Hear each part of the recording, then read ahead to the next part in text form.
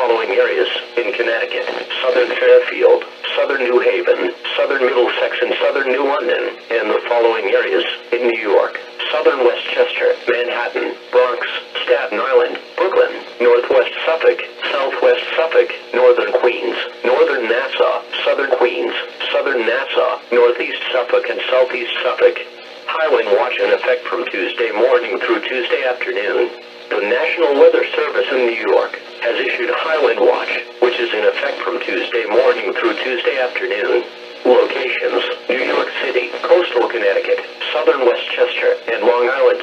Hazards: high winds. Winds northeast 25 to 35 miles per hour with gusts 55 to 60 miles per hour. Timing: strongest winds will be from late morning into mid-afternoon. Impacts: downed tree limbs, scattered power outages, and minor property damage. A high wind watch means there is the potential for a hazardous high wind event.